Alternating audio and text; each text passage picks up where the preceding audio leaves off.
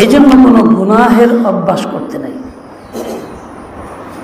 বা কোনো একটা বদভ্যাস যদি হয়, কারণ বদভ্যাস তো গুনাই, এটাকে সারা জীবন জ্বালাইব, কষ্ট দেব। একা থাকলেও তার ভিতরে খালি খুঁতখুত করবো, এটা করার লেগে আগ্রহ হইব, ঘুম বন্ধ হইব, খাওয়া বন্ধ হইব, খালি মনে চায় এটা করি গা। এইভাবে অশান্তির মধ্যে তোমার রাখবো, শান্তিতে থাকতে পারবা না। গুনাহ এমন জিনিস, গুনাহের চাপ যখন মনের ভিতরে সৃষ্টি হয় তখন ভালো মন্দ কোনো কিছুই চিন্তায় থাকে না, বিবেক কাজ করে না, ইজ্জত সম্মানের ভয়ও কাজ করে না, কোনো কিছুই কাজ করে না, খালি ওইটাই মনে হয়।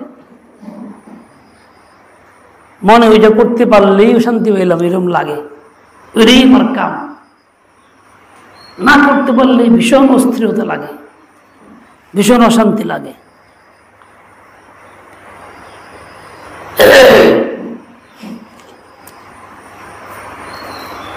একজন মানুষ তার অভ্যাস ছিল চুরি করার, চুরি করা গুনাহ, বদভ্যাস, খারাপ কাজ।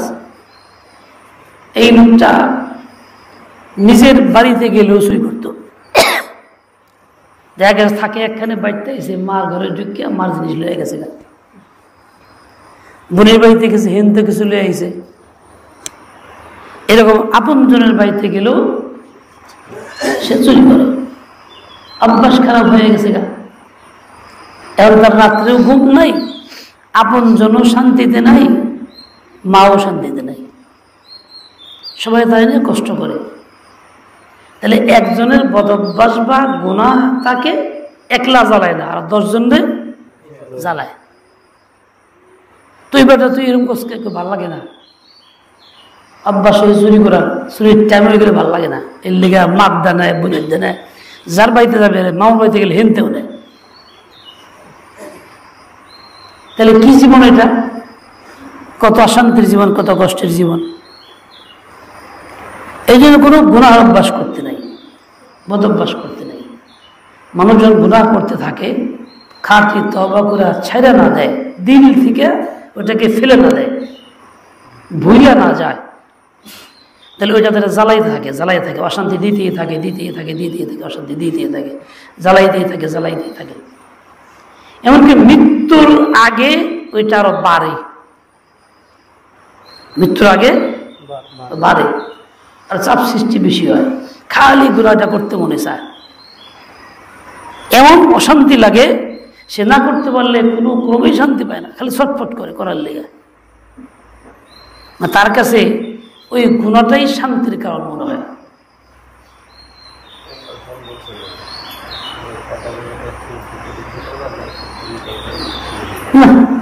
এলাকার ছেলে আমাকে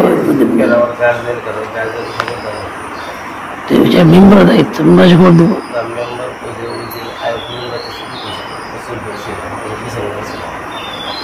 এত কথা কইস না, চুপ থাক।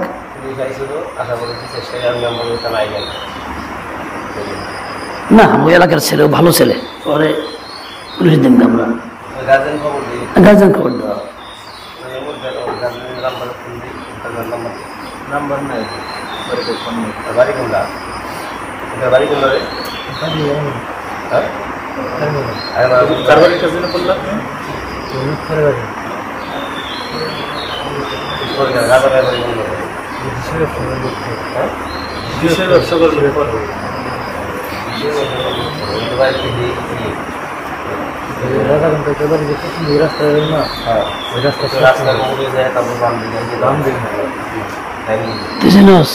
ভালোই দাদা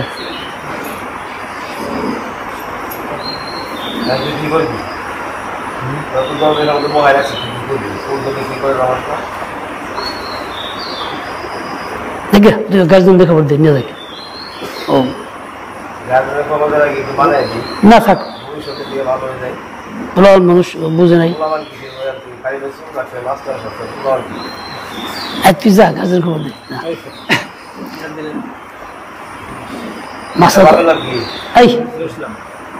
একটু পরে কথা কম শেষ করলে।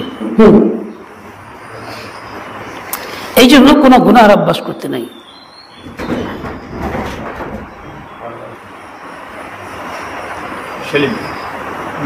যে কোনো গুনাহ মানুষ করে, গুনাহ মানুষকে এইভাবে জ্বালায়।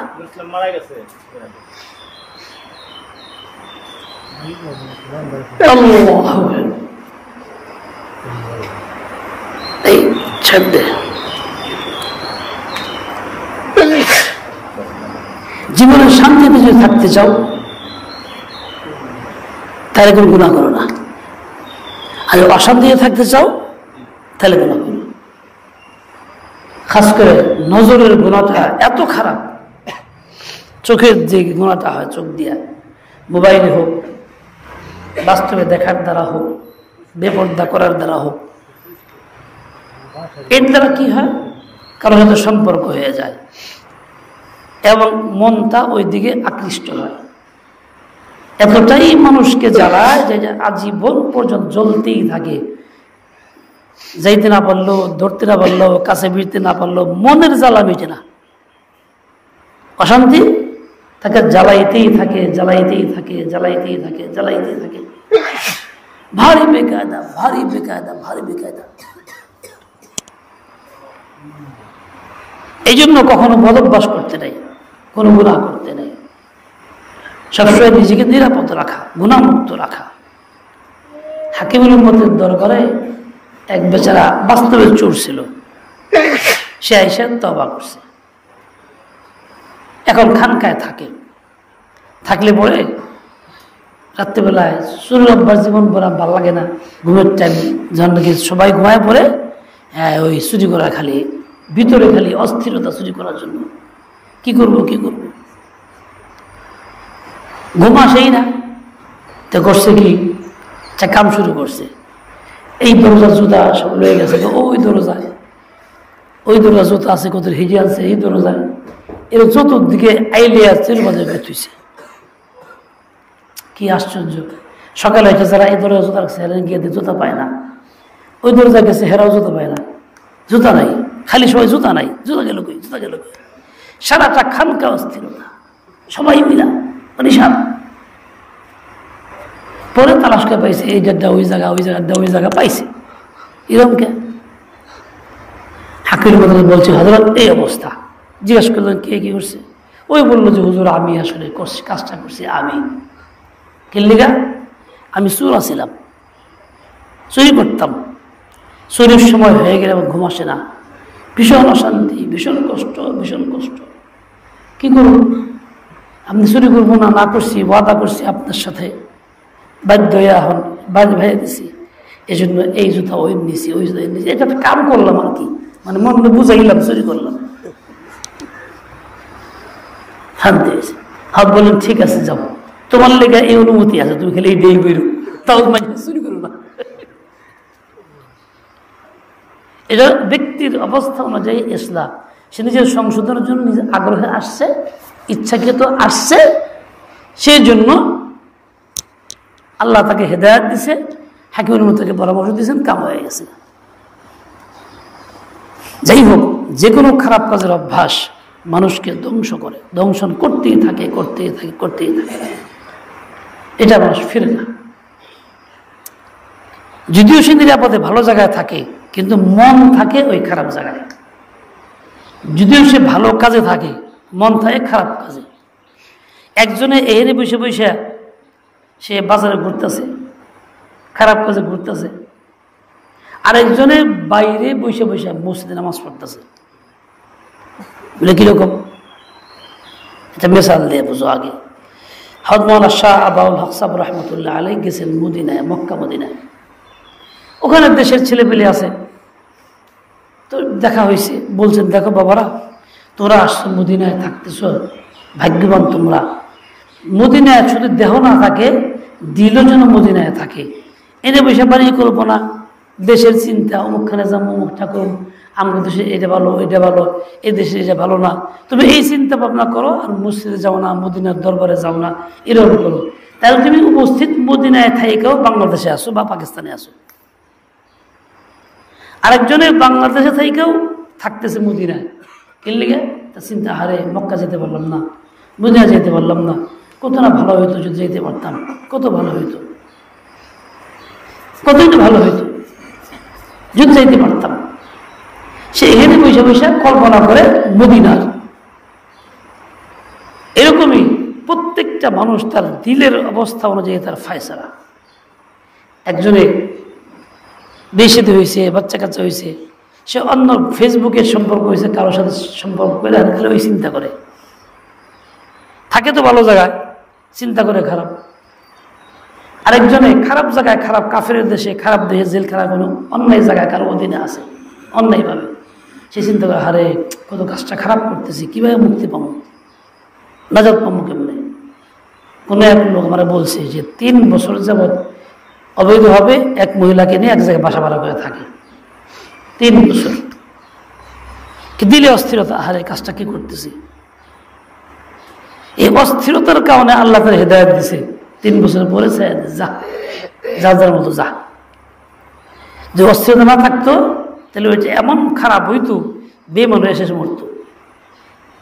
তেমন জিনিস আল্লাহ তাআলা যে হেদায়েত না দেয়, হেদায়েত মিলে না।